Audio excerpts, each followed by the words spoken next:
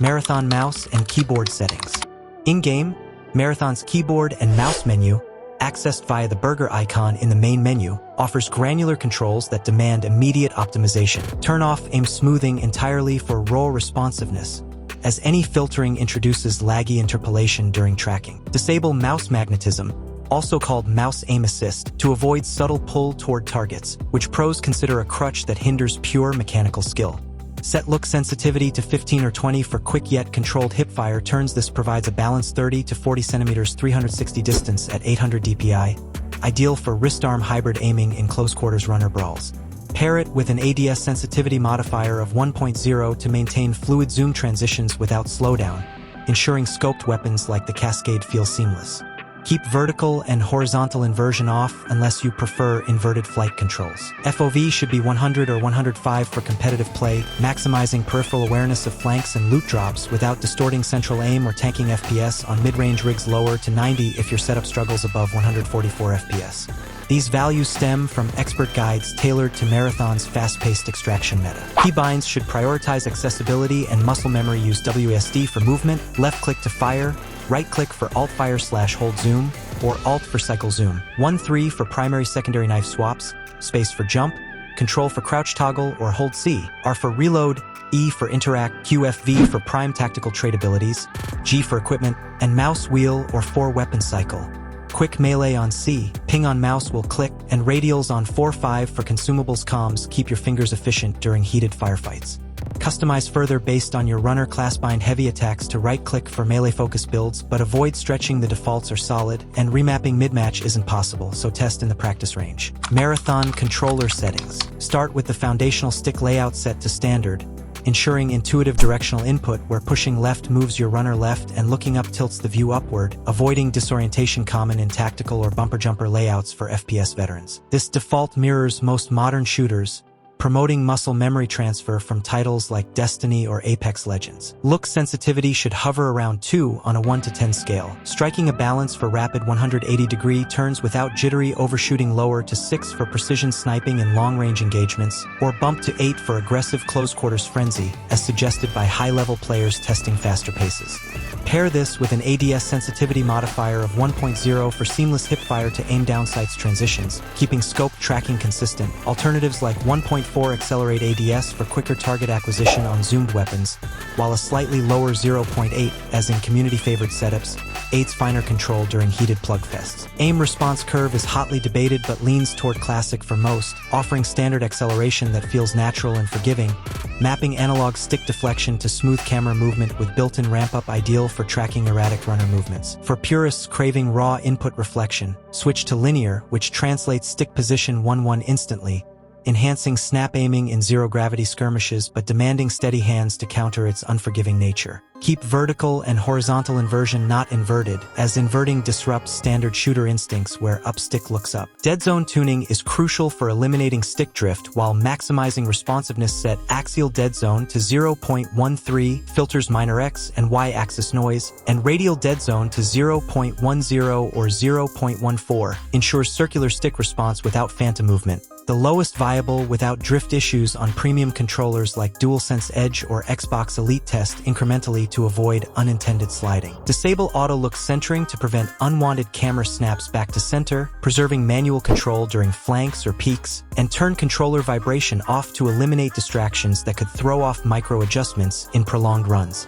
Double press delay at 1 or default 233 milliseconds, enables snappier double-tap dodges without misfires, vital for evading area denial abilities. Consider enabling swap L1 R1 and L2 R2 or bumpers triggers for hybrid claw grip play, allowing bumper presses for aim fire instead of full trigger pulls. Dexerto hails this as a game changer for snappier engagements, though purists stick to off for familiarity. Marathon video settings. Start with the foundational video settings, which form the bedrock of performance in Marathon. Set window mode to full screen for the lowest latency and most stable frame delivery, as borderless windowed can introduce microstutters during intense extractions. Choose your resolution as native to your monitor, 1920 by 1080 or 2560 x 1440, is the sweet spot for balancing sharpness and FPS on mid-range GPUs like RTX 3060 or RX 6700 XT, while 1440p works for high-end setups with 12GB plus VRAM. Always turn VSync off to eliminate input lag and uncap potential FPS, relying instead on your monitor's G-Sync FreeSync if available. Enable framerate cap and set it slightly below your monitor's refresh rate 141 FPS for 144 Hz, 119 for 120 Hz, or 59 for 60 Hz to prevent frame spikes, reduce tearing, and stabilize frame times during explosions or heavy particle effects. Field of view, FOV, should be 90 or 100 for optimal peripheral vision without fisheye distortion that shrinks distant targets. Competitive players lean toward 100 for maximum awareness, while lower-end PCs benefit from 85 or 95 to preserve FPS. Adjust brightness to 3 or 4 or higher, as Marathon's shadowy corridors on Tau Ceti 4 can hide runners' test in a match lobby to ensure enemies pop against backgrounds. Diving into advanced video and graphic settings, customization is key since Marathon lacks robust presets. Always select custom graphics quality. For anti-aliasing, NVIDIA RTX users should prioritize DLSS or DLAA for razor-sharp edges without aliasing shimmer, while AMD Intel GPUs use FSR3 for comparable upscaling magic that boosts FPS by rendering at lower internal resolutions before AI reconstruction. Resolution scaling on balanced or performance pairs perfectly with this, delivering 20 or 40% FPS gains on 1440p without excessive blur, and keep render resolution at 100% unless your rig chokes below 60 FPS, dropping it sacrifices mid-range enemy visibility. Screen space ambient occlusion at GTAO or high adds depth and contact shadows for better spatial awareness in cluttered maps, but dial to low off on low end for a quick 10 or 15% FPS lift. Set texture anisotropy to 16x universally. It's a negligible performance hit that keeps distant floors, walls, and gear crisp for tracking recoil patterns. Texture quality scales with VRAM low for 6GB cards, RTX 3060 6GB, medium for 8GB, and high ultra for 12GB plus to avoid pop-in during loot runs. Shadow quality is a FPS killer. Low or medium prevents flickering and drops in firefights while retaining queuing for player outlines. High only if your GPU laughs at it. Detailed distances demand nuance for Marathon's dense, vegetation-heavy maps. Environment detail distance at medium-high ensures props and structures render far enough for pathfinding without taxing draw calls.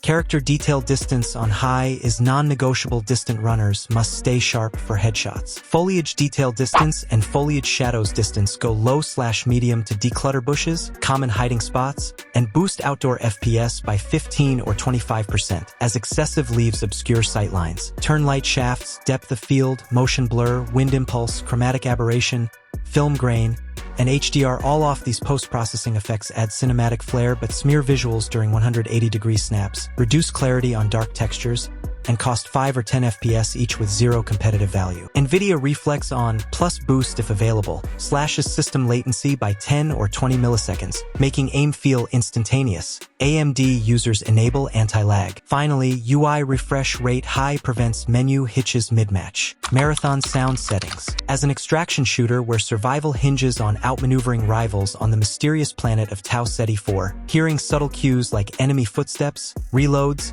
ability activations, and gunfire directions can provide a decisive edge, often described as free wall hacks by experts. Poorly tuned sound settings can drown out these vital indicators with music or overly loud dialogue, leading to ambushes and failed extractions. The best configurations prioritize sound effects volume for directional awareness while minimizing distractions like gameplay music, ensuring you pinpoint threats before they spot you. These recommendations are drawn from top guides tested during the Server Slam, applicable to PC, PS5, and Xbox Series XS with crossplay support. Before diving into in-game sliders, hardware choice is foundational for Marathon's spatial audio system. Virtually all guides unanimously recommend a high-quality pair of headphones over speakers for precise 3D sound positioning unless you own a premium surround sound setup, which is rare for competitive play. Headphones excel at rendering directional cues, making footsteps feel like they're coming from exact left-right-rear positions, which is essential in close-quarters combat on Marathon's maps. Set your listen mode to headphones or custom in the audio menu to activate optimized surround processing, avoiding generic stereo or TV speakers that muddle audio propagation. Popular options include models with customizable EQ via companion apps for boosting mid to high frequencies where footsteps reside. Disable any Windows Mac OS sound enhancements, like loudness equalization or spatial sound overrides, to prevent artificial compression that flattens nuances, and ensure your headset's mic monitoring is low to avoid echo in voice chat. For the absolute best competitive sound setup in Marathon, aim for maximum clarity on life or death audio while muting non-essentials. The competitive column Dexerto Skycoach cranks SFX to 8 or 10 for hypersensitive enemy detection. Footsteps become audible from farther away, giving you preemptive peeks around corners while slashing music to 0 to 2 or 6 to eliminate any cyberpunk soundtrack interference during gunfights. Balanced Deltia's K-boosting dials SFX to 6 to 8 with music at 5 for casual play, preserving immersion without full mute. Ideal if you enjoy Marathon's atmospheric score but still need cue readability. Avoid maxing everything. It creates auditory clutter, fatiguing your ears over long sessions and blending footsteps into noise. SFX volume is the crown jewel set at highest, 8 or 10, because it governs footsteps, reloads, and environmental interactions, turning sound into a radar in Marathon's loot-filled maps. Guides stress this as non-negotiable for pros, as extraction shooters reward audio predators who flank silently while hearing rivals every step. Gameplay music must stay low, 2 or 6, since its epic swells can bury subtle thuds, costing you in half-second meltfests against real players.